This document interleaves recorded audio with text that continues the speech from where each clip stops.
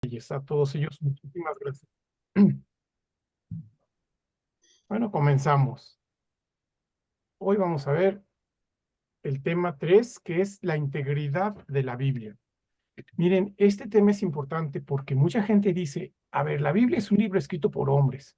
Y si es escrito por hombres, entra en la subjetividad de los hombres, la falibilidad de los hombres y todo lo que se refiere a lo humano.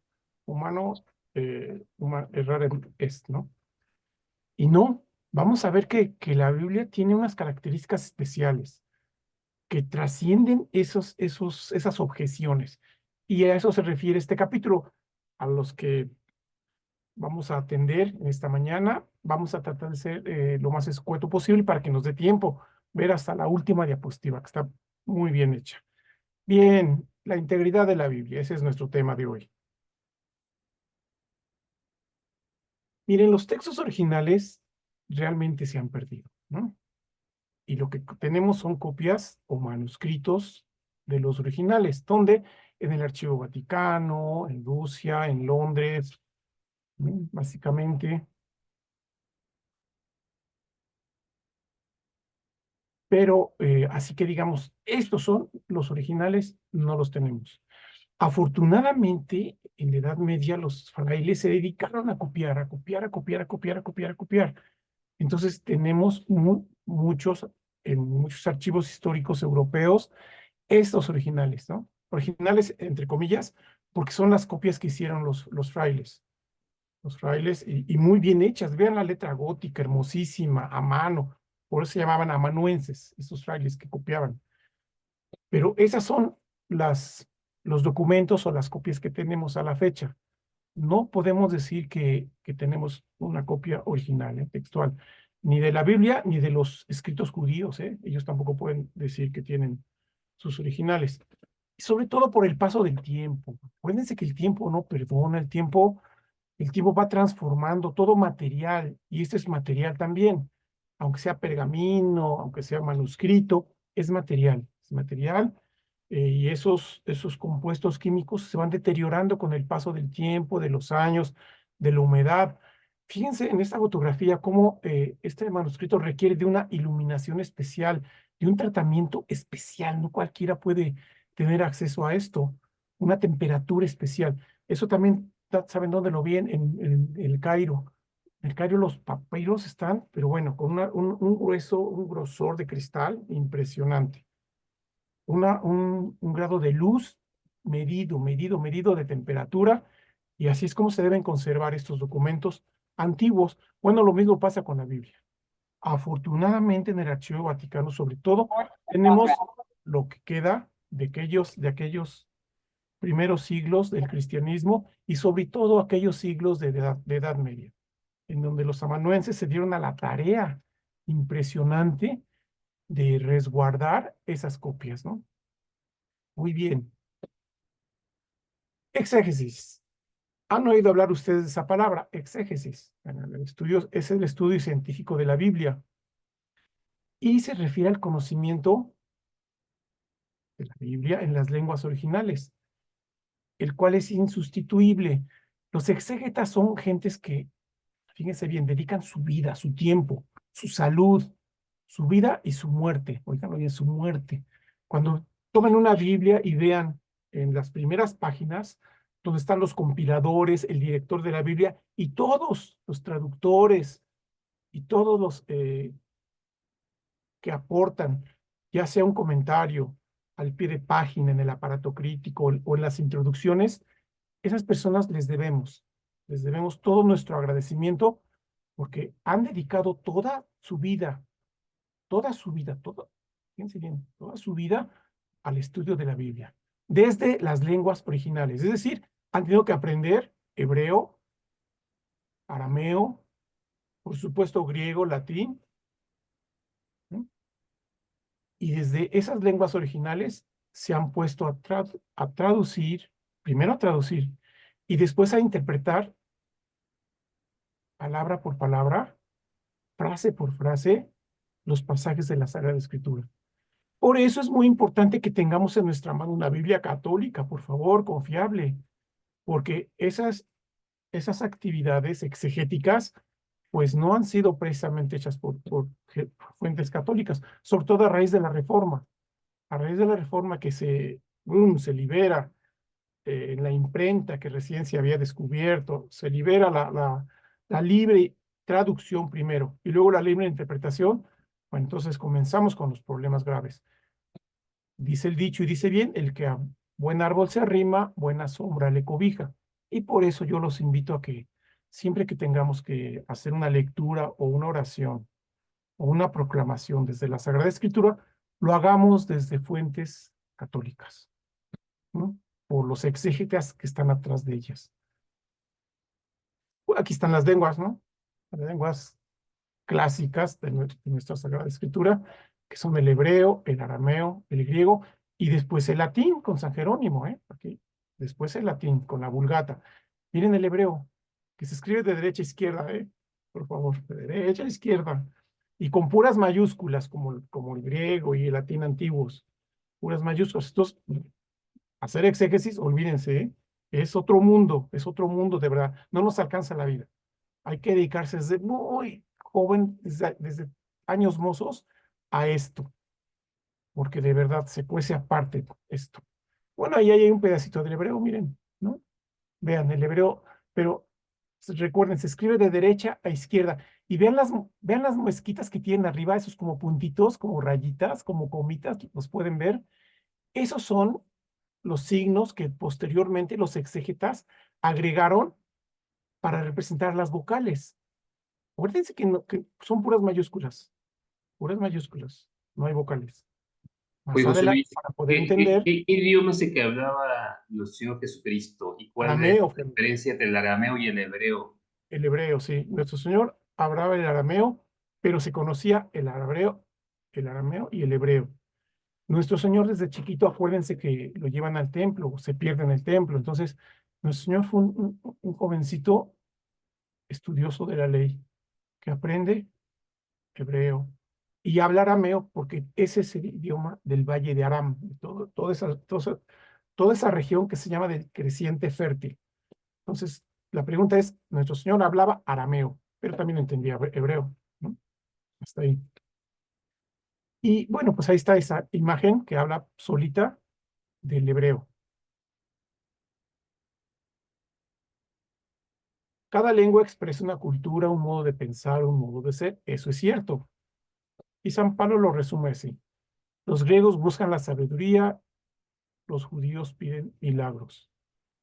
Pero regresémonos al primer párrafo, en donde la lengua es bien importante porque por medio de ella pensamos, fíjense bien, pensamos, filosofamos, razonamos, por medio de ella expresamos lo que queremos, lo decimos en primer lugar.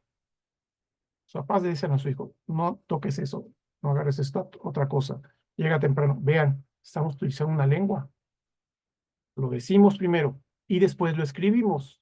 Pues lo escribimos. Vean lo importante de la lengua. La lengua es un signo humano por excelencia. Es un signo humano porque nos permite la comunicación entre nosotros por medio de la lengua. ¿Mm? Entonces, si Dios nos crea, Dios sabe que necesitamos de una lengua para poder saber lo que dice el otro. De ahí tenemos que partir, ¿eh? Dios nos va a hablar como le habla un padre a su hijo. Un padre no le dice, a ver, antes de darte la indicación, te voy a decir cómo se conforma lo que te voy a decir, verbo, sujeto, predicado, adverbio, artículo, no dice nada de eso, nos dice las cosas y lo entendemos. Lo mismo un niño de la calle. Oigan, un niño de la calle mexicano, llévenlo a Japón, llévenlo a Canadá, llévenlo a Alemania, y solo de oír, se empieza a familiarizar con la lengua, porque nuestro aparato que razona, que entiende, que escucha, va integrando sonidos y los va relacionando desde chiquitos. Entonces, eh, eso tenemos que recordarlo, ¿no?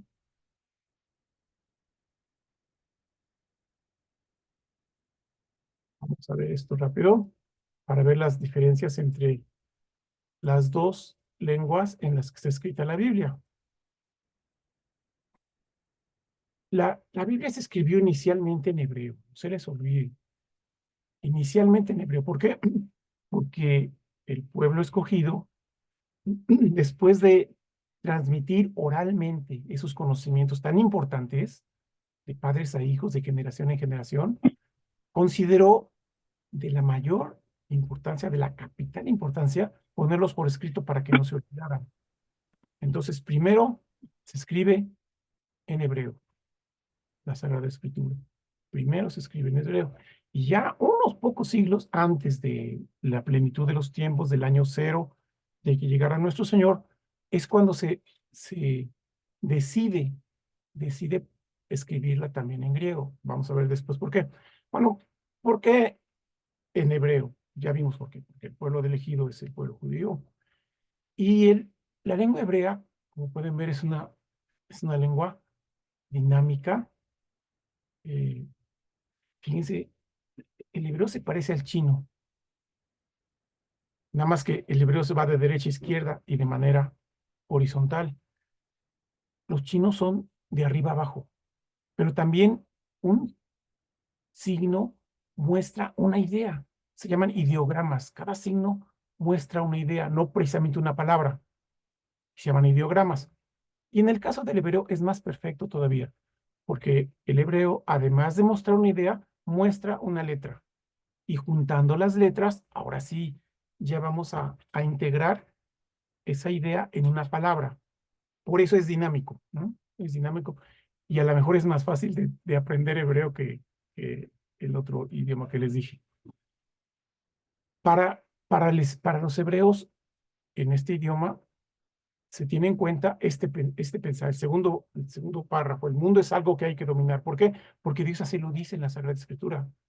Creced y multipliqueos, enseñoread la tierra. Es decir, conózcanla, descúbranla, domínenla y pónganle nombre, además. ¿No? Por eso, conocer es experimentar, es incursionar, ¿no? Eso es. Para el hebreo la verdad no se contempla, se hace, es decir, se va descubriendo. Para el hebreo, el órgano corporal por excelencia es el oído. Fíjense bien, más que la vista, es el oído. El hebreo no quiere ver a Dios, no, no, no. Sí, sabe que se queda ciego, ahí se le queman los ojotes ahí. No. Y oído desde lejos, desde abajo del Sinaí. Ni siquiera se le ocurre subir a acompañar a Moisés desde abajito y a buen resguardo. Entonces, para el hebreo, el oído es importante. Aprender a escuchar. Dios lo sabe y por eso el primer mandamiento, fíjense bien, si tuviéramos que ser rigurosos con la exégesis, eso les pongo a mis alumnos. A ver, ¿cuál es el primer mandamiento? Y todos, amarás a Dios, ¡ey! Reprobados todos. A ver, vamos al exégesis. El primer mandamiento es, escucha Israel. Escucha Israel. Así comienza el éxodo, ¿eh? Escucha Israel. Dos puntos y ya comienza, amarás a Dios. Bueno, entonces, ya ahí vemos la importancia del oído. La categoría cultural de referencia es el tiempo, es correcto, ¿no? Para el judío y para todos los hombres. Estamos en el tiempo, estamos inmersos en el ayer, en el hoy y en el mañana. Lo mismo el pueblo judío. Solo que para el pueblo judío el mañana es ir hacia Dios, hacia lo que Dios quiere y espera del pueblo, lo que Dios quiere y espera de cada uno de los elementos de ese pueblo. Por lo tanto, a mirar hacia adelante, a mirar hacia adelante, hacia adelante, hacia adelante. ¿Por qué? Porque el tiempo no regresa, el tiempo no vuelve, como la gracia.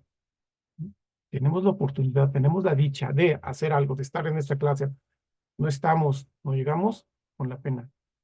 La próxima semana estamos viendo otra cosa, estamos avanzando hacia adelante. ¿Y eso qué le pide, qué le pide Dios al judío cuando le hace ver estas cosas?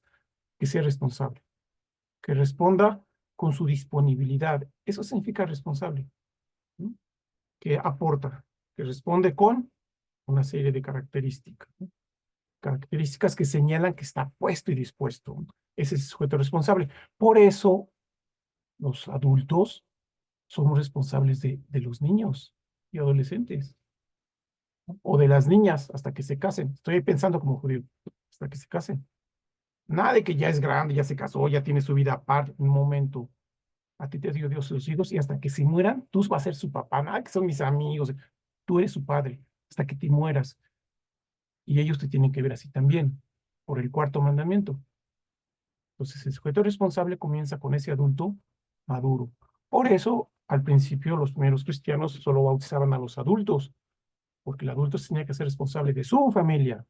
Más adelante se ve la importancia del bautismo desde los niños. Pero vean la importancia del sujeto responsable, ¿no? Entre los judíos.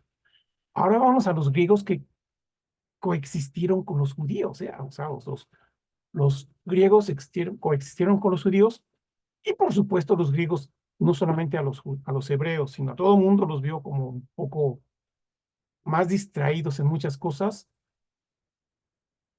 y por eso ellos fueron las estrellas de la antigüedad, los griegos. Lógicos, vean, ellos descubren la importancia del pensamiento, de los conceptos, ¿no? Esto es griego. Los griegos hablan de la importancia de la etiología o del origen de las cosas. Y por supuesto se van a los dioses. Sus dioses, más vale que sobren y no que falten. Sus dioses.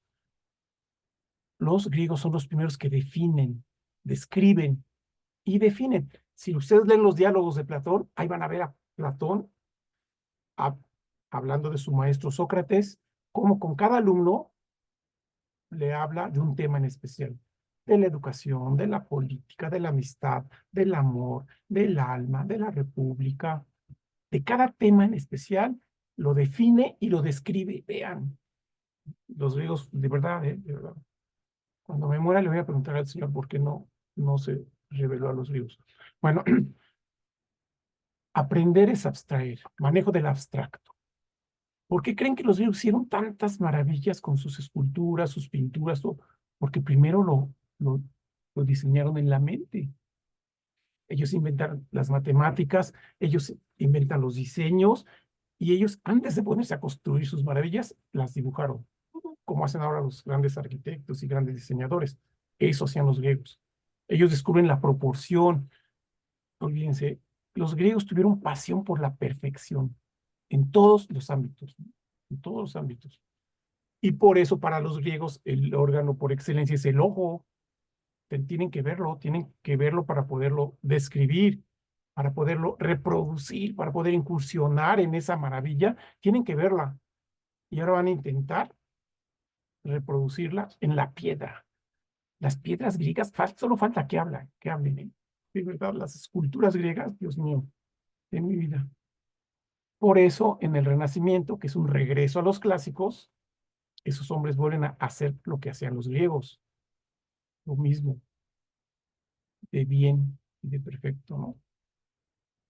Los griegos contemplan el universo, el cosmos, el macrocosmos. Sí, ven a los dioses allá arriba, pero también ven el orden de las estrellas, ven que no chocan entre sí, el orden del macrocosmos y el orden del microcosmos. Los griegos inventan la palabra átomo, que quiere decir que la materia puede ser tan pequeña que ya no se divide más.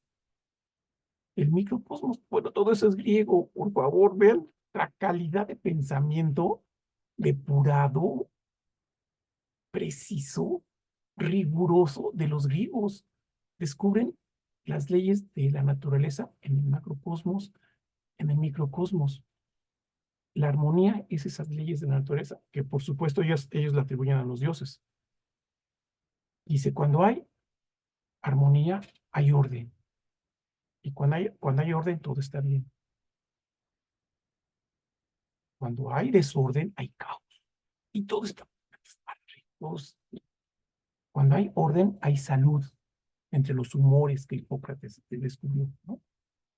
Cuando hay desorden entre esos humores, hay enfermedad, acabar pronto, independientemente de los dioses. Vean cómo ya está buscando este hombre la etiología en causas naturales causas provenientes de la naturaleza que se debe a los dioses. Los griegos sí miran hacia atrás, por supuesto que miran hacia atrás. Y ahí tenemos a Heródoto, el padre de la historia, a Hipócrates, el padre de la medicina, al padre de las matemáticas, todos los padres, el padre del teatro, ahí están, ¿no? Los griegos, los padres de la filosofía, que son ellos mismos, ¿no?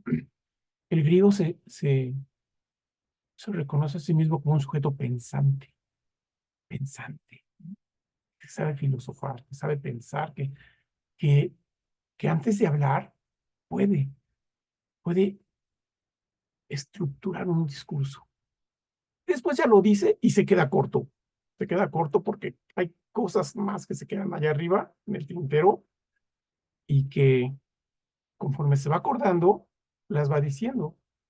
A eso le llamó Sócrates mayéutica. Dice, la mayéutica son las ideas que tenemos allá arriba y que las vamos pariendo, las vamos sacando conforme nos vienen llegando. Por eso nos interrumpimos, estamos hablando y tú me interrumpes de repente. Oye, espérame, todavía no acabo de hablar, es que si no te lo digo se me olvida. Está bien, a ver. Bueno, eso viene desde los griegos. Vean, y reflexiona sobre esto. Dice, bueno, ¿qué te parece que para el diálogo inventan la dialéctica? Hablas tú y luego hablo yo. Te doy un tiempo para que digas, luego me das un tiempo. Eso se ve en los diálogos de Platón. Bueno, pues ahí están las diferencias, ¿no? Gracias a Dios, estos dos mundos van a coexistir. El mundo del pueblo elegido ya viene en la historia. Tan, tan, tan, tan, tan. Pero va a llegar un momento en que el mundo del pueblo elegido va a conocer este mundo de los griegos, en el tiempo de Alejandro Magno, en el tiempo de los macabeos. Por lo tanto, los hebreos van a saber de estos hombres, van a saber. ¿Y va a haber influencia griega en los hebreos? Sí va a haber, pero esa es otra historia que vamos a conocer más adelante. Obviamente los hebreos nunca van a influir en los griegos. Los griegos, nadie llegó a las alturas de los griegos en materia de conocimiento, de bellas artes, de filosofía, de precisión, todo. Nadie llegó.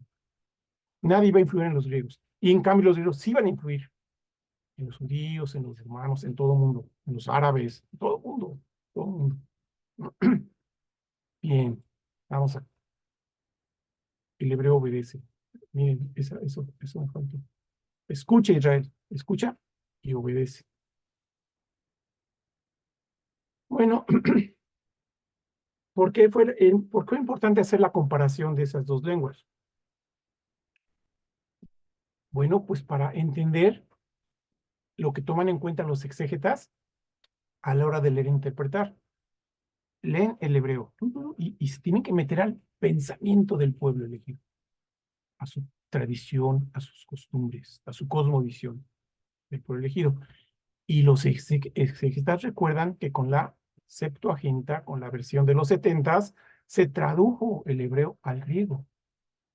Ahí viene la primera traducción del hebreo al griego. ¿Cuándo se hizo? Antes de Cristo, de 200 a 100 años antes de Cristo. Y ahí ya va a comenzar la primera eh, indirecta e involuntaria influencia de lo griego a la Sagrada Escritura. Pero ahora ya vimos las diferencias, ¿no?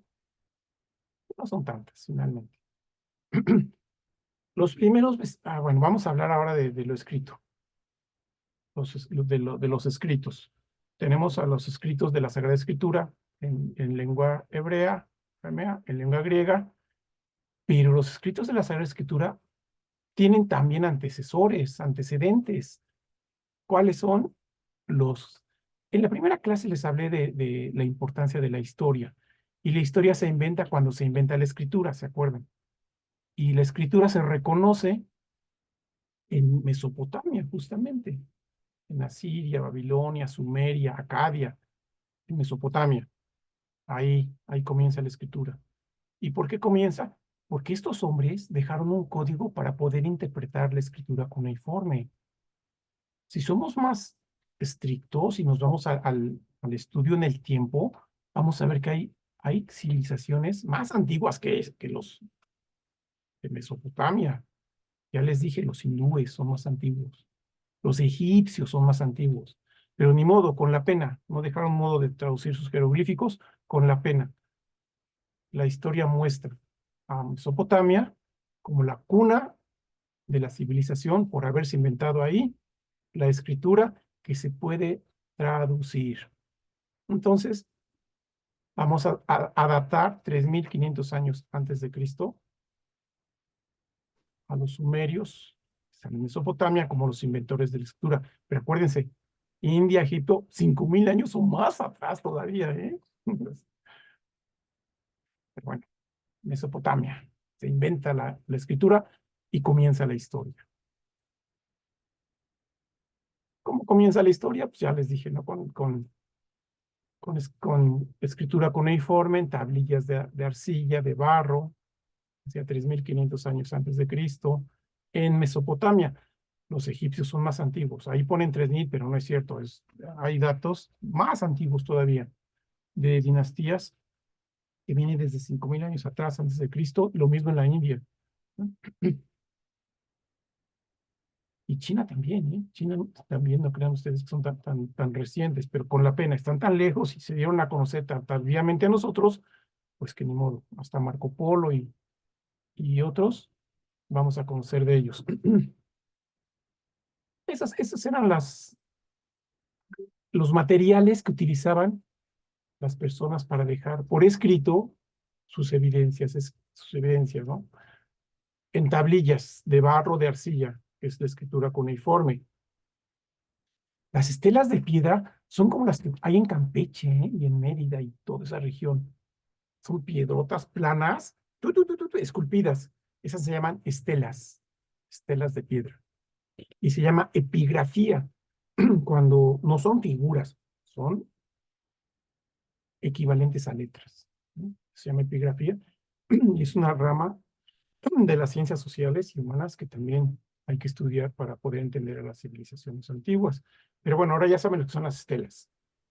Por ahí no sé a quién se le ocurrió poner el nombre de mujer, pero bueno, es una estela. Planchas de metal, claro, por supuesto, las planchas de metal también. Todas las civilizaciones tenían cuando descubren el fuego y ven que lo pueden trabajar, lo primero que hacen es armas, estos pillos, vean cómo es el hombre, lo primero que hace es armas. Y en segundo lugar, empieza a hacer cosas para cultivar la tierra, asadones y eso, ¿no? Eso es lo primero. Lo segundo. Y después en los cascos, en los escudos, eh, empiezan a esculpir, a dejar huellas de letras o de figuras. Y después ya no van a ser ni cascos ni escudos, van a ser verdaderas planchas, como las estelas metálicas. Yo lo vi en Roma. Muy preciso, ¿eh? Unas planchas de metal con figuras de, ¿cómo se llaman? No se llaman misiones, se llaman campañas, de campañas contra los galos, contra los cartagineses, contra esto, pero en metal. Órale. Eso requiere de mucha precisión, de muchas planchas que se tienen que hacer antes, hacer el grabado. Ustedes saben mejor que yo esto, por favor. Pero vean cómo esto que hoy se hace de manera industrial, esos hombres ya lo hacían a su manera y lo hacían lo mejor que podían. Esas son las planchas de metal, ¿no? Los papiros están hechos de una planta especial que dura mucho. Cuando se seca, no se pulveriza luego, que se acartona. Y son los papiros, ¿no? El pergamino es la piel pues de borreguitos o de chivos, ¿no? De animalitos que también se acartona, la pulen, lo que hacen en talabartería, duro, duro, duro, duro, hasta que pueden escribir. Escribir al principio con tinta, pero después veían que se corría, se borraba, y después vieron que si ponían a calentar la puntita de con lo que estaban escribiendo y con tinta, eso ya quedaba por muchos años. Bueno, ese es el papiro y el pergamino, ¿no? Las hojas, las hojas de papiro, de pergamino, ya aprendieron a coserlas y a agruparlas. Y hasta el siglo XV inventan la imprenta. Los chinos nos ganan. todo eso del papelito, desde antes lo hacen, la imprenta desde antes ellos, pero con la pena, solamente ellos lo supieron y, y nosotros hasta el siglo XV. Muy bien. Vamos a hablar de estos materiales, perdón, déjenme ver cómo regreso.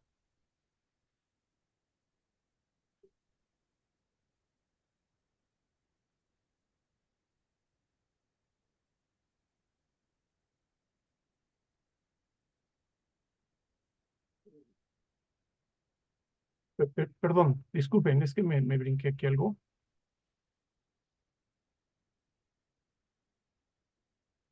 Ahí nos quedamos. Bueno, entonces, estamos hablando de los materiales en donde se dejaron esas evidencias de la historia de los pueblos.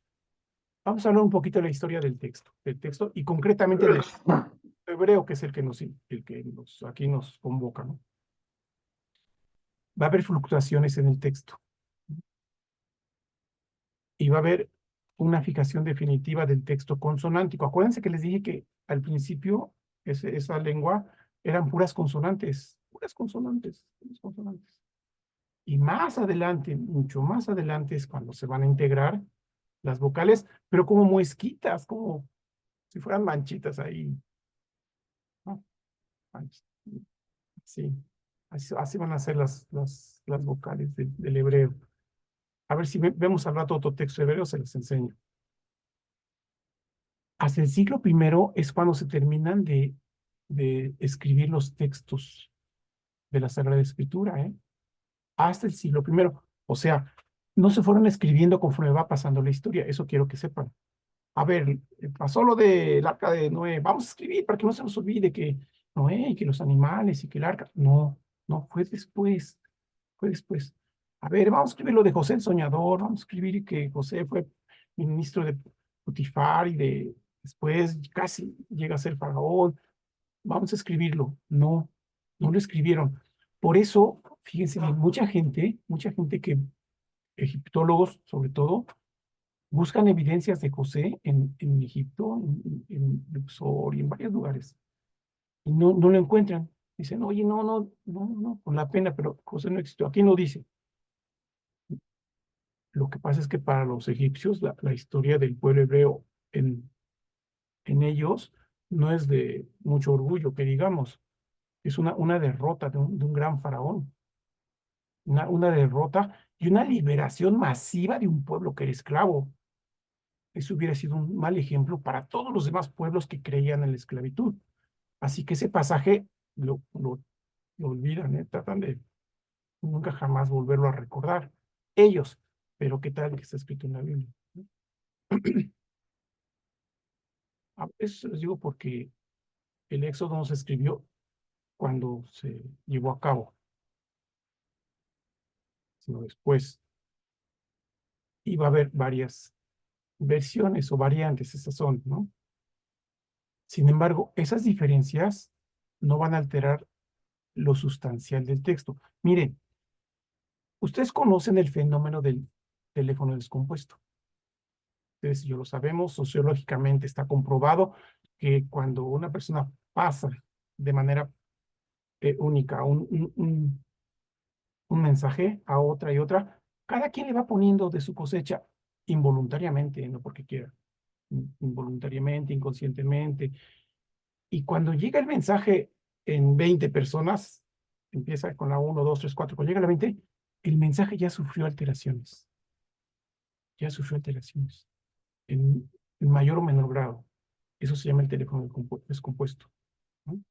Bueno, ese fenómeno no se dio en la Biblia, por gracia de Dios. Ahí se veía la mano de Dios. Si fuera cosa de hombres, ahora sí que cada loco con su tema y cada quien tendría su versión y diría su, lo que le entendió de la Biblia, lo que aprendió, etc. No, va a haber coincidencias, coincidencias, y esas van a llegar a confluir finalmente en el tiempo de los sabios. Ahí se van a integrar. Todo lo que se sabía del pueblo elegido, de sus tradiciones, de sus reyes, todo se va a confluir. ¿Y cómo? Pues por inspiración del Espíritu Santo. ¿A quién va a inspirar? A hombres. Así como hoy no sabemos esos frailes, que gracias a ellos, gracias a que se acabaron la vista, la salud, su columna, todo, su salud, escribiendo mañana, tarde y noche con velas y demás, hoy no sabemos quiénes son, pero están en el cielo. Así también esos hombres escribieron, inspirados por Dios.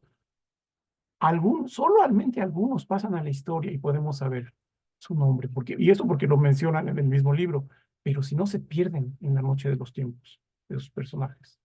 Y no por eso vamos a decir que esto es una invención, no es una invención, es una escritura humana con inspiración divina. Muy bien, a eso se refiere eso de las fluctuaciones. ¿Cuándo se terminaron de integrar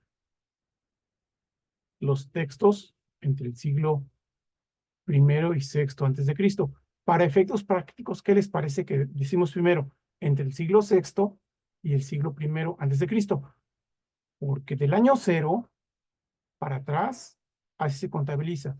100 años antes de Cristo, 200, 3, 1000 años, 2000, 3000, 1 millón de años, 1000 millones de años, 45.000 millones de años. Descubrió Carl Sagan. Y antes que Carl Sagan, el padre que descubrió la teoría del Big Bang, ¿se llama? Bueno, es un padre jesuita y de la iglesia quien descubrió esto, ¿no? Hacia, venimos de atrás hacia adelante. Llegamos al año cero, a la presencia de nuestro Señor en el mundo, y de ahí para el real, año 1, año 2, 3, 4, 5, 10, 1000 años después de Cristo, 2024 después de Cristo. Entonces, entre los siglos sexto y primero antes de Cristo, ahí se terminan de integrar los textos, que es el tiempo del exilio y del post-exilio. Esto vamos a ver. Lo mismo, ya quedan fijadas las consonantes hebreas. Como ya les dije, se escribía solo por consonantes. Y se hablaba de padres a hijos. Era muy importante. Es muy importante que los padres les digan a los hijos y los abuelos a los nietos, no nada más los padres. Los abuelos, mientras vivimos, tenemos que decirles, oye, ven hijo, mira, yo de chiquito me enseñaban Angelito de mi guarda, mi dulce compañía, no me dejes solo, ni de noche, ni de día, no de desamparo. Eso es tradición oral, eso es lo que enseñaban los hebreos, ¿no? Nada más que, además de oraciones que van a ser sus salmos, enseñaban las maravillas que Dios había hecho con ese pueblo desde todos los tiempos. Y las vocales, vean cuántas van a ser las vocales del siglo sexto al décimo después de Cristo, entre los siglos sexto al décimo después de Cristo. Ya va a ser muy tardío cuando los mismos judíos ven la necesidad de integrar las vocales. ¿Sí? Las vocales. Las vocales, ¿saben quiénes ya las utilizaban? Y sin presumir, los, los frailes. Los frailes vieron, la iglesia inventó muchas cosas, muchas cosas. Inventó los relojes para las horas litúrgicas, inventó los cubiertos, inventó las vocales, inventó miles de cosas. Y lo andamos presumiendo. Bueno, pues los frailes ya veían la necesidad de que hubiera vocales para poder entender y no cada quien entendiera los consonantes a su sabio juicio, ¿no? Tan es así que a Carlomagno, uno de sus ministros, que era fraile, Alcuino de York, le dijo, oiga, majestad, ¿y si al latín le ponemos vocales? ¿Qué es eso? Pues mire, es para el pueblo, las vocales, las consonantes ya sabe que son para majestad y todo eso, pero necesitamos que también ahí, le hice un discurso así medio chistoso, pero le demostró que era importante las vocales en medio de las consonantes. Y entonces las vocales empiezan con el latín desde Carlomagno, con Alcuino de York. Y Carlomagno cuando le pregunta, ¿y tú cómo lo sabes?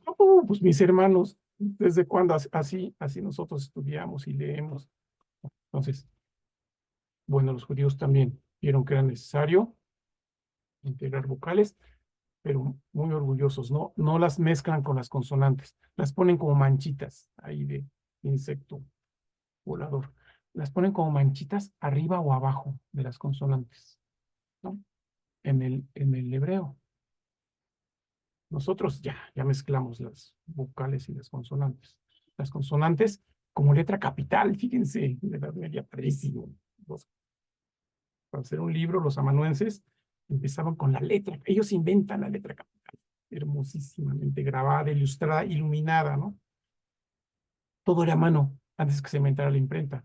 Antes del siglo XV, 1445, todo era a mano, lo que tenemos de copias a mano, gracias a Dios, y a los frailes, a los amanuenses, que vuelvo a repetir, dejaron su vida, su salud, sus ojos, todo en esa empresa titánica, ¿no? De reconstruir los grandes documentos clásicos, porque no solamente escribieron la palabra de Dios, también escribieron los clásicos, escribieron el Corpus Hipocrático, escribieron los diálogos de Platón, escribieron los libros aristotélicos, los presocráticos, todo eso transcribieron los monjes, todo eso.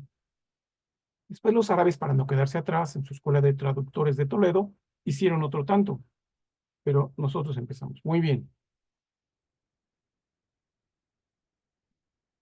Vean cómo hasta ya el Renacimiento, después de que se inventa la imprenta, se hace la primera edición, el primer libro. No tuvo que pensar Gutenberg mucho. ¿Qué libro será el primero que editemos ahora que se inventó la imprenta? ¿Cuál será el primero? No lo pensó dos veces. Vean la importancia de tener a Dios en el corazón, en la mente, en la punta de la lengua. ¿Qué libro creen que fue? Se los digo, regresamos, porque ya estamos en el tiempo de receso. ¿Qué les parece? Nos vamos a unos minutos, 5 minutos de receso para descansar tantito y regresamos. Gracias. Gracias a ustedes. Gracias.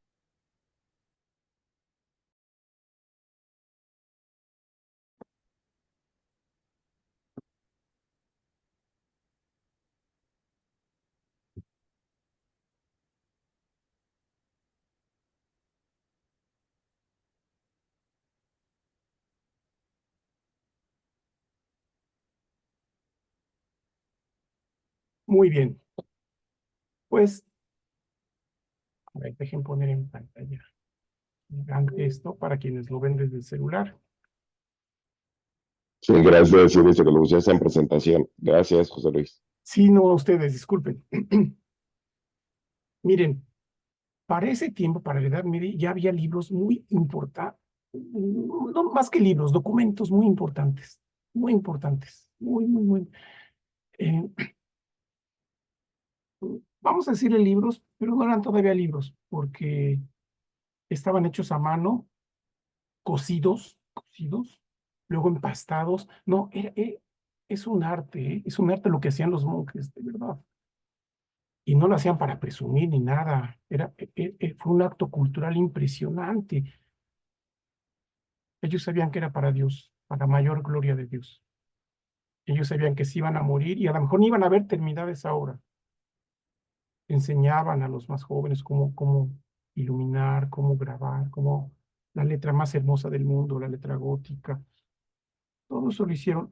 Y ya había documentos, les decía, que podían haber sido el primer libro impreso, básicamente de los griegos, ¿eh? De los griegos. Los libros de Herodoto, por ejemplo, ¿no? El Corpus Hipocrático, los libros de los diálogos de Platón, las obras de Aristóteles, las obras aristotélicas ya estaban, las obras de los latinos que no se quedan atrás, Séneca, Marco Aurelio, ¿no?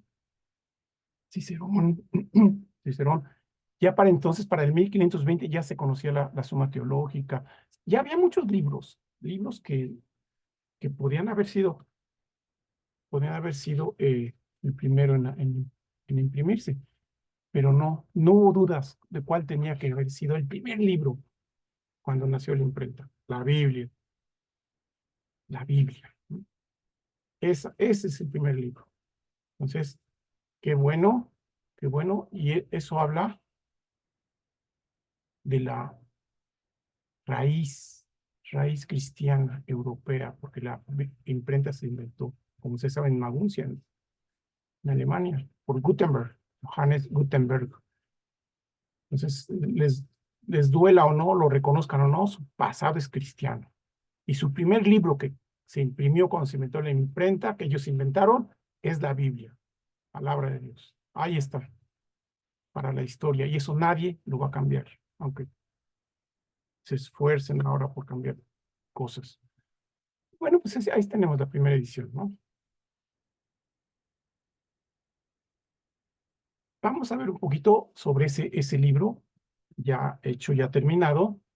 Y les había dicho que el primer texto fue texto hebreo. El texto hebreo. El texto hebreo en la versión de los 70 se traduce y ya tenemos la primera versión griega del Antiguo Testamento. Con la incursión de Alejandro Magno y la conquista de Alejandro Magno y todo ese territorio de Asia Menor, llegando hasta la India incluso, Asia Menor y el norte de África, como es Egipto, ¿no? Alejandría, que funda Alejandro. Se conoce ese periodo como el periodo de helenización, es decir, de la difusión por las buenas y por las malas de la cultura griega.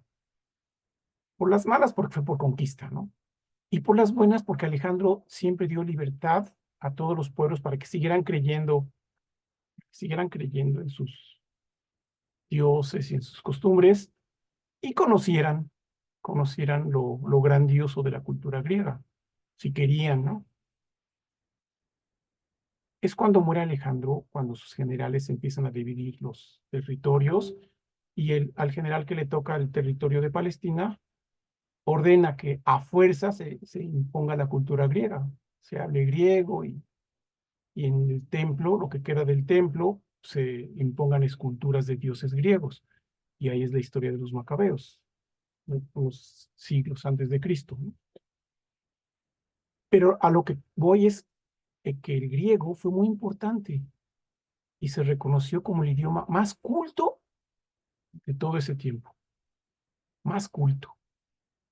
Cuando Grecia cae por el Imperio Romano, por la fuerza del imperio avasallador que conquista todo el Mediterráneo, eh, ciertamente los griegos sucumben y los romanos descubren la grandeza de la cultura griega, al grado de no destruir las ciudades griegas y a los griegos no considerarlos como esclavos, tampoco ciudadanos, sino siervos, sino una categoría inferior, gentes que pueden ganar dinero si les enseñan y sirven de preceptores a los romanos de sus hijos. Les enseñan a leer y escribir griego y latín, a leer y escribir, vean, griego y latín. Entonces los griegos van a pervivir. El pueblo judío va a saber que del latín al griego, el griego es el más importante. Si algo tienen que hacer un esfuerzo por aprender otro idioma, tiene que ser el griego. Porque incluso las Sagradas Escrituras, para todos los judíos de la diáspora, es decir, los judíos que tuvieron que salir, primero perseguidos por los griegos, ¿no? Después perseguidos por los romanos, que tuvieron que salir de Tierra Santa e instalarse en otros lugares, ellos vieron que el griego era el idioma más culto. Y por eso es la versión de los 70. Por eso se escribe en griego. Porque resulta que muchos judíos que vivían en Alejandría, sobre todo en el norte de África, en Asia Menor, lo que hoy es Turquía, que en ese tiempo se llamaba Anatolia, hablaban griego. Es como si nuestros paisanos que se van a Estados Unidos y tienen mucho tiempo, muchos años, 20 años, van a ver que al rato les damos un libro en español y les cuesta trabajo leerlo. Y ya están, quieran que no, más familiarizados con el inglés. Así pasó y por eso tuvieron que escribir en griego las Sagradas Escrituras, para que no se olvidaran del todo y se leyeran en el idioma que más se utilizaba en ese tiempo, que era el griego, y que además era el idioma más culto. Por eso es que la versión de los 70 se escribe en griego. Y después, para continuar con esa tradición, los evangelios, las cartas de San Pablo, las cartas de San Juan, y todo lo que constituye el Nuevo Testamento se va a escribir en griego, en griego, en griego. Vean por qué es importante el griego. A eso se refiere esta diapositiva, ¿no? Se va a escribir en griego. Los padres de la iglesia al principio siguen escribiendo en griego, al principio. Pero ¿qué creen? Después van a ir rescatando, pues no rescatando, dándole su lugar al latín, poco a poquito al latín, y surge lo que se conoce como el latín eclesiástico. Hay el latín clásico, que es el latín romano, el latín de Cicerón, de Marco Aurelio, de Séneca, de todos ellos, Terencio, Catón, todos ellos. Ese es el latín clásico. Pero con los padres de la iglesia y después con los amanuenses surge el latín eclesiástico, que es el que hasta la fecha se habla y el que se escribe en la iglesia, se llama latín eclesiástico, ¿no? Y la pronunciación es un poquito, solo un poquito diferente al latín clásico. Pero quiero que vean cómo fue sufriendo esa transformación la lengua, ¿no? La lengua por excelencia fue el griego. Hubo una herejía, creo que de Marción, en los primeros cristianos, en donde dijo, bueno, los judíos no nos quieren, no quieren a los cristianos, no nos quieren. Dicen que somos una secta de ellos y que no sé qué, y que no sé cuánto, y que reniegan y que Cristo no existió y que no sé qué tanto. Hablan pestes. Últimamente, nosotros somos nuevo pueblo de Dios. Jesús vino a ser el nuevo pueblo, somos nosotros. ¿Qué necesidad tenemos de que nos estén haciendo menos, nos estén acusando, difamando, despreciando? Últimamente, a volar el Antiguo Testamento. Somos hijos del Nuevo Testamento, de aquí para el real. Esa fue una herejía, porque parece muy lógica, y muy razonada y hasta justa, ¿eh? Pero, ¿qué dijo la iglesia? No, nuestro Señor, él dijo, no vengo a abolir la ley, sino a darle cumplimiento. Y esta religión es una religión judeo-cristiana. Entonces, nos guste o no, chueco derecho, los judíos son nuestros hermanos mayores en la fe. Y el Antiguo Testamento queda como palabra de Dios, nada de que somos hijos del Nuevo Testamento, de aquí para el real. No, no, no. Pues Marción fue el que dijo eso, el que quiso eliminar el Antiguo Testamento de manera definitiva. Pues no, no se elimina, se estudia. Y tan es así que miren, estamos haciendo eso. Y los padres de la iglesia van a ser los que van a continuar la obra de los apóstoles. Al principio van a escribir en griego, pero después van a empezar a escribir en latín, llegando al punto culminante con San Jerónimo en el siglo V. San Jerónimo va a escribir la Sagrada Escritura en latín y se le va a llamar la Vulgata. Así como se escribió la Sagrada Escritura en griego, para que la mayoría de la gente lo pudiera entender, porque todos entendían el griego, un idioma universal y más culto, así con el Imperio Romano que impuso sus costumbres, su política, todo el mundo después ya entendía y hablaba latín. Dice, bueno, era importante que también en latín estuviera la Sagrada Escritura. Y por eso San Damaso, un papa, le encarga a San Jerónimo que formara un equipo importante de expertos, exégetas. Esos no tuvieron que sufrir mucho, ni crean que inventaron el hilo negro. Lo que hicieron fue inspirarse en los padres de la iglesia, que después vamos a ver quiénes son, los padres que continuaron la obra de los apóstoles. Y así fue como se tradujo la Biblia del griego, que estamos viendo aquí en esta diapositiva, al latín.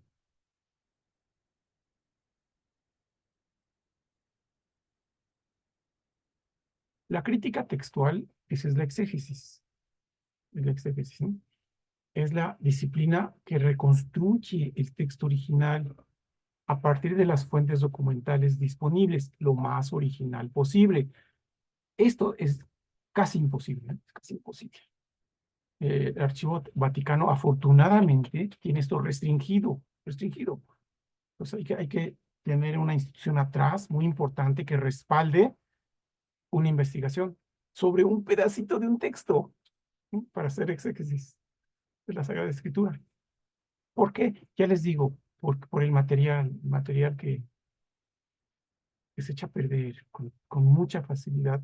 El aire, el viento hace que esto se diluya, se disperse, se destruya, ¿no? Este material que con mucho cuidado, con mucho trabajo, con mucho amor, con mucho esmero, se tiene en lugares puntuales, puntuales. Entonces, ahí están los exégetas que hasta la fecha siguen trabajando, pero ya casi no, ya lo más se tenía que traducir y que interpretar ya se hizo, y la iglesia tiene también documentos importantes de cómo debemos leer e interpretar la Sagrada Escritura a la luz de la tradición, que son los padres de la iglesia, y del magisterio de la iglesia, que son los documentos que ha emitido la iglesia para que podamos navegar sin perdernos. ¿Cuáles son las ventajas de la Biblia?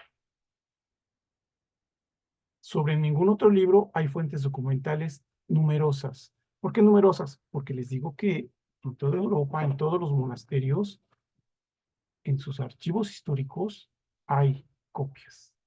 Hay copias, muchas copias. Gracias a Dios, ¿no? Ahí se tienen. Y bueno, ahí se cuentan, vean, más o menos 5,000 manuscritos griegos del Nuevo Testamento.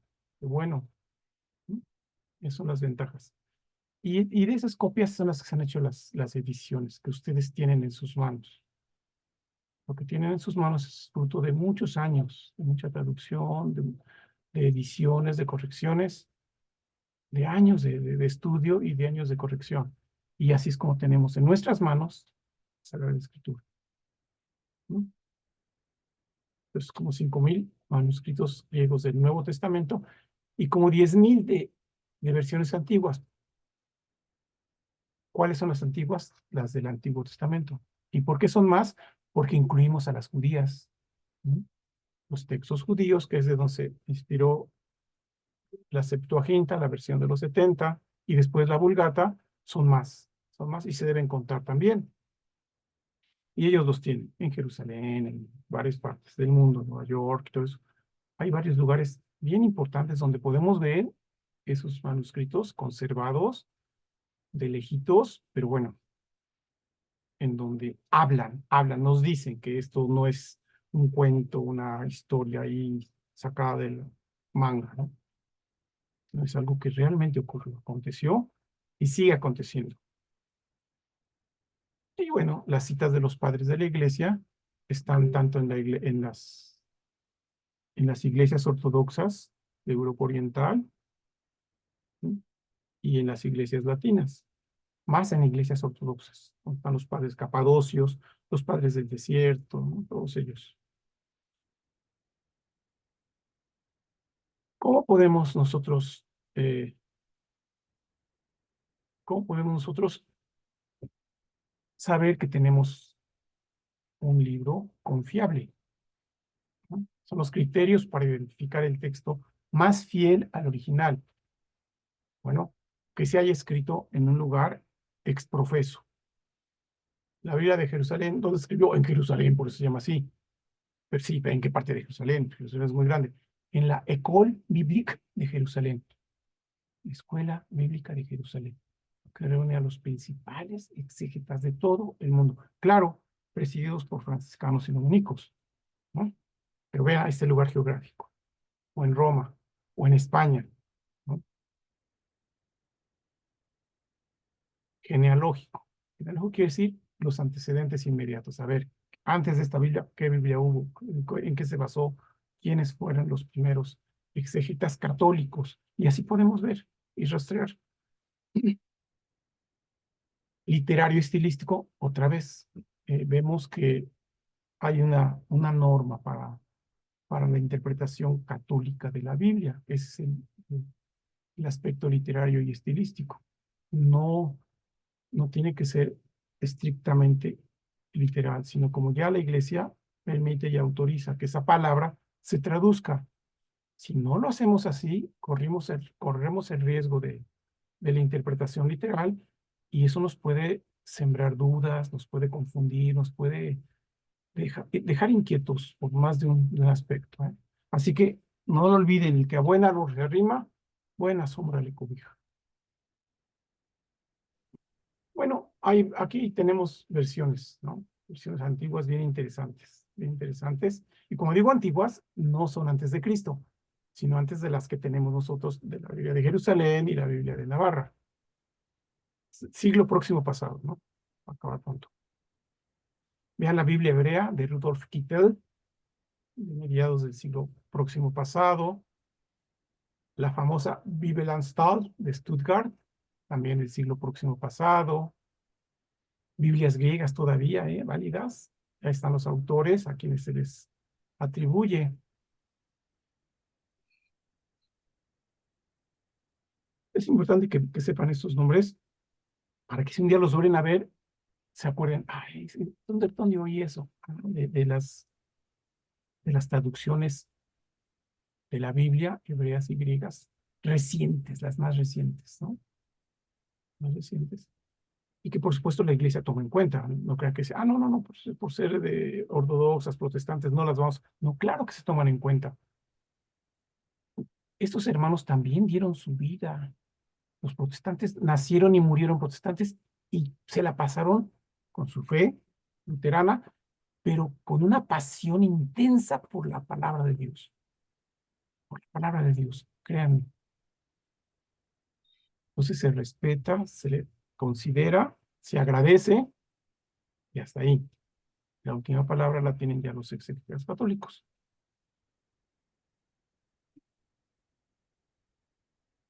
Bueno, entonces, desde una época muy antigua encontramos versiones de la Biblia. Ya vimos, ¿desde cuándo? Desde los 70, ya más atrás ya.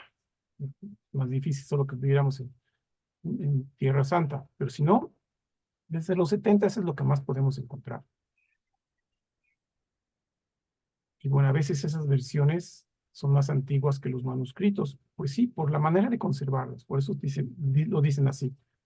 ¿Cómo establecen ellos eso? Pues por el método de carbono 14 y el método de precisar la antigüedad en el tiempo de un documento, ¿no?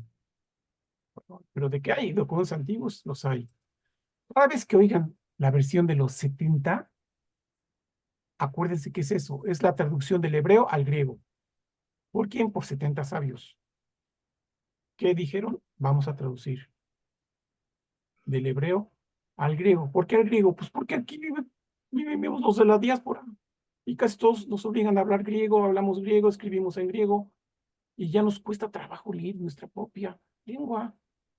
No están para saberlo, yo para contarlo decían, pero de veras, ya nos cuesta trabajo el hebreo de que no lo hablamos griego, necesitamos en griego rescatar nuestras tradiciones y sobre todo la palabra de Dios. Entonces, la versión de los 70, no lo olviden, vean, siglo II antes de Cristo. Es entre el siglo II y el siglo I, ahí en interín. Está la versión de los 70. ¿Cuál es esa versión? La traducción del hebreo a latín del Antiguo Testamento, nada más del Antiguo Testamento. Y de todo el Antiguo Testamento, ¿eh? Nada que hay ahí, que los apócrifos y que estos no, y que no. La versión de los 70 tiene todos, vean, tiene todos los libros, que es los que la iglesia tiene.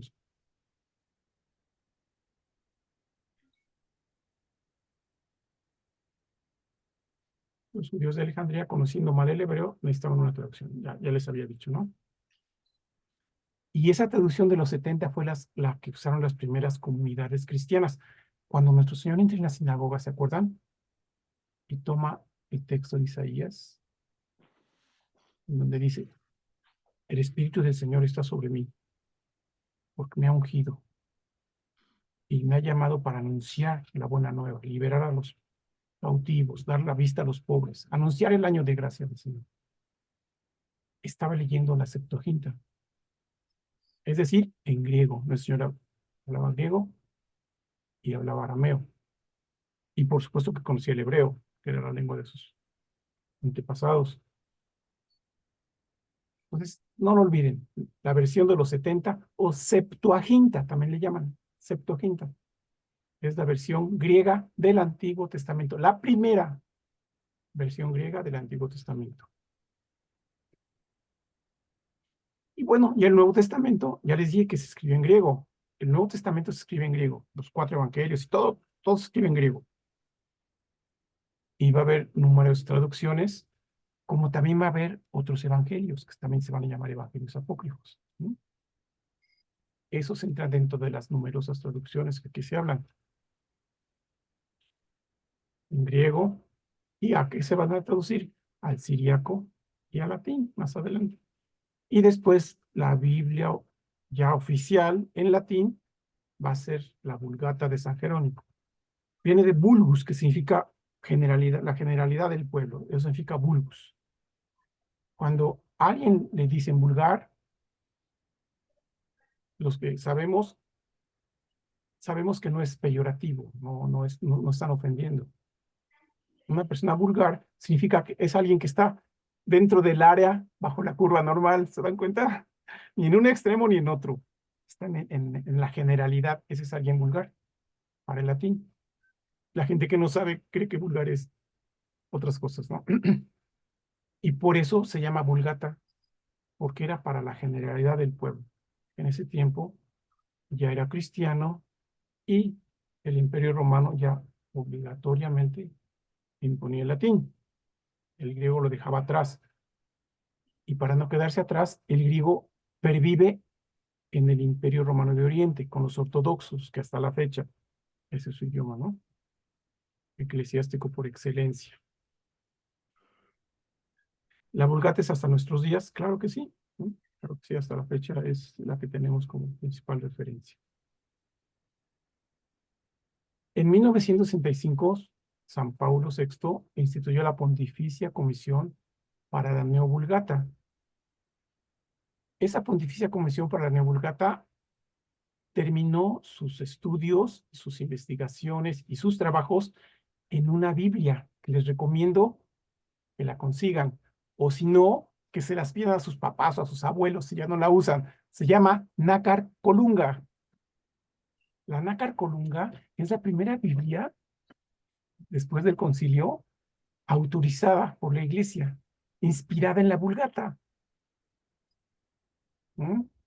Es la Nácar Colunga. Son dos exegetas dominicos, Nácar y el padre Colunga, ¿no? Los dos, sus dos apellidos le dan nombre a esa Biblia, la Nácar Colunga. No se les olvide, Nácar Colunga. Ahí está. Y esa es la primera Biblia que salió después del concilio, inspirada en la Vulgata y traducida y autorizada, ¿no? Y después ya su santidad Juan Pablo II prosiguió esto y ya surgieron otras Biblias bien bonitas. Entre ellas está la de Navarra, por supuesto, que es hija del siglo XX y también de los mejores exegetas españoles y europeos, junto con la Biblia de Jerusalén. Y San Juan Pablo autorizó también a un biblista español muy famoso que se llamó Luis Ernesto Schoeckel. No sé cómo se apellida, lleva diéresis en la O, Schoeckel. Y esa Biblia es la que lleva la Conferencia Episcopal Española y también la de nosotros. Si un día ustedes ven los misales diarios o los misales mensuales y quieren ver en dónde está inspirada esos textos de las citas bíblicas de las primeras lecturas, los evangelios, y buscan la de Jerusalén, no se parece. La de Navarra no se parece. La del peregrino no se parece. ¿A cuál se parece? A la Biblia del pueblo de Dios. Española de Luis Alonso Schoeckel. Esa es la Biblia autorizada, ¿no? Muy bien. Pues miren, hoy acabamos más temprano. Nos da tiempo preguntas y comentarios. ¿Qué les gustó más de lo que hoy aprendimos y leímos? Y repasamos, que muchos de ustedes esto ya lo sabían. Una disculpa por acabar antes, pero no me quería quedar corto. ¿Qué les gustó más? Tienen la palabra. Miren, yo cierro mi micrófono y por favor me gustaría escucharlos.